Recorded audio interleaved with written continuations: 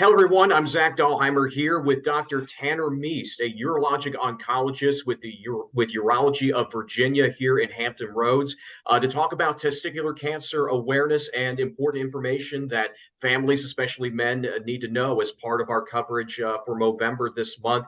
Dr. Meest, thank you first very much for taking time to speak with me about this subject. Thank you, Zach. No, I'm happy to be here and happy to talk about this topic. I do think it's something that increased awareness can have a major impact on many different people. So I'm happy to be part of this. Well, Doc, I want to first ask you about your experience treating testicular cancer as well as studying it. What is your background when it comes to this subject? Yeah, so I've trained at some major medical institutions that deal with tumors like testicular cancer that are relatively rare, but major institutions such as Mayo Clinic and MD Anderson Cancer Centers, where they do see a large number of these relatively rare types of cancers, such as testicular cancer. So I've had a lot of experience with it through training. It is in men overall a relatively rare cancer, but especially in men in the age groups between 20 and about 35, the most common solid tumor that affects men in that age group. So as far as trends, that's essentially what we see. That it's not a common cancer that we see, but within that age group, unfortunately, it is something that we see regularly within urology, and especially in individuals who've trained within the cancer field. What is it the basic outline that people, especially men, need to know about the basics of testicular cancer, who are most at risk, as well as the cure and treatment rates for this type of disease? Yeah, so as I mentioned, overall, a relatively rare cancer in men compared to things like prostate and bladder, which are much more common. But within that specific age group, again, men in their 20s and 30s, that's about where about half of the testicular cancer cases in the United States happens within that age group, and it is the most common solid tumor within patients of that age. So um, when it comes to who is at risk, I think one of the first things to highlight is that men in kind of the 20s and 30s are the ones where we see the highest rate of testicular cancer. So unfortunately, that's usually men who are at their healthiest and less likely to be seeing a physician on a regular basis, not necessarily needing yearly physicals. So it is a patient population that we generally don't see that often within the office because they're healthy and otherwise doing well. So I think that's kind of the first thing to highlight as far as a risk factor is purely just the age at which this is most common, and that's in young and healthy men. Outside of that, the other major risk factor that we discuss is any history of what we call an undescended testicle or cryptorchidism. That's a relatively common finding in infants at birth where the testicle, one or both, has not fully descended to the scrotum yet. In most cases, it will finish descending on its own within the first year of life. If it doesn't, there's simple surgery that can be done, and usually it's kind of an afterthought after that point. But that does increase the risk of testicular cancer within the affected testicle slightly. Family history can increase it slightly if it's a direct relative who's dealt with testicular cancer. And then in individuals who had testicular cancer and had it treated, the other testicle is at a higher risk than the average population. So generally speaking, those are the major risk factors that we discuss and that we know about. And Doc, I want to talk about because you mentioned general trends from what you've seen throughout your career, and I know that you're fairly new to Hampton Roads, to the Hampton Roads community. Have you been able to see any particular trends from what you've been seeing here at Urology of Virginia and Hampton Roads when it comes to testicular cancer in our area? So as far as general trends, I think historically one of the major challenges with this cancer has been getting men to seek treatment or to seek evaluation for signs and symptoms. Obviously, it's a very kind of personal topic, a personal part of the body that is not overly discussed. And again, men in that age group are not seeking out medical care in that area very often.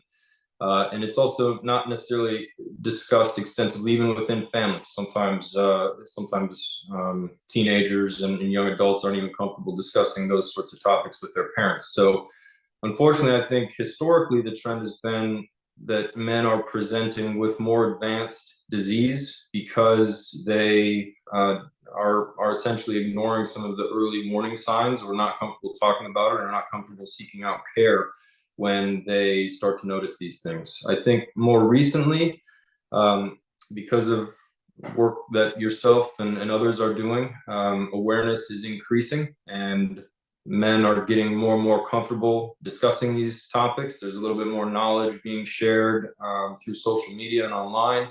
And I think the overall trend, thankfully, has been men identifying these things earlier and doing the right thing and coming in and seeking care. And for that reason, I think generally we're catching things a little bit earlier than we have in the past.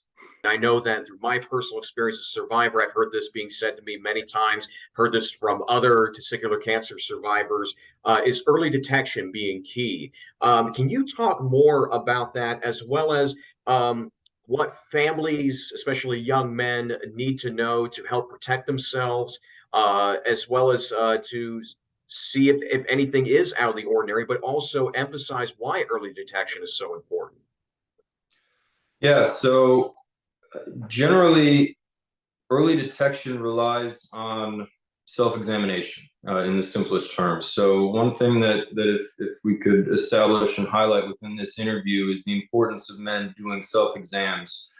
Um, Testicular cancer, often the initial signs and symptoms, it's often asymptomatic, meaning it's not causing pain, not causing anything noticeable, but there often is a lump or a hard mass or a general enlargement of the testicle when the cancer is developing and growing.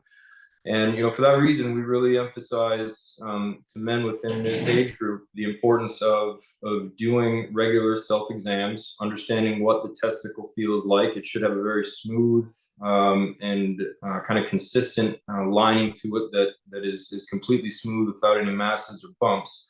And it's not a major thing that needs to be done, but every month or so, just making sure that there's no obvious masses or firmness or nodules. Now, sometimes it is symptomatic, meaning it can be enlarged, swollen, painful, and it's also very important not to ignore symptoms such as that. Any of those symptoms would definitely also be something that I would recommend someone identifying come into the office.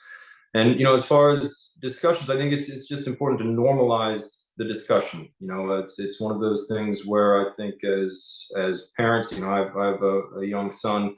It's just important to say, this is something that we do. This is a very normal thing. We want you to be comfortable talking to us about anything that you're concerned about or noticing or feeling. And I think gradually we're improving in that way as a society. So I think free dialogue, feeling comfortable discussing these sensitive topics is important, and also helps young men come into the office more frequently. If people, especially young men, want to get more information about testicular cancer, how can they go get more information?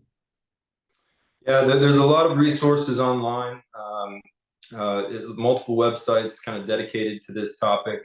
And there are also kind of cancer guidelines that publish a lot of patient-directed information that can be found just on simple searches online. And then obviously, if you do come into somewhere like Urology of Virginia to be evaluated, we have extensive both print and online resources that we can direct men to as well to continue educating them. So there's a lot out there, more than there has been in the past, which is great. And I do think the takeaway from a lot of that information is seeking care early. Anytime you have a question, the evaluation, the diagnostic evaluation when you do come into the office is largely pain-free, generally just an ultrasound and some blood work in most cases. And the treatment options for testicular cancer are, well, it's a very treatable disease at any stage. That's important to say. But if it's caught early, the treatment can be quite straightforward and often just results in removal of that testicle without a lot of additional need for follow-up treatments. In cases where it becomes more advanced, then the treatments often have to become much more aggressive and use multiple different modalities such as chemotherapy, additional surgery, sometimes radiation. So it's treatable in all stages, but it is far more treatable with much less patient morbidity when it is caught and treated early. And you brought up a point too, Dr. Meese, as well. And I want to just go back to it as well. If you could further explain not just the treatability, but the curability rate when it comes to testicular cancer, because it's rather high, especially if it's caught early. It is. Now, there's a lot of different types of testicular cancer that comes down to the specific pathology involved in an individual case, but in almost all cases, 5 and 10 year survival rates are in the mid to upper 90%. The places where we get into trouble are when people, again, are coming in with extremely advanced disease because they've either put off evaluation or sometimes just never noticed any changes that were happening, or men who seek initial treatment, are managed appropriately, but then are sometimes lost to follow-up and don't continue with the surveillance that's recommended. Those are really the situations where men can get into trouble, where it can get so advanced that it becomes a much more challenging disease to treat.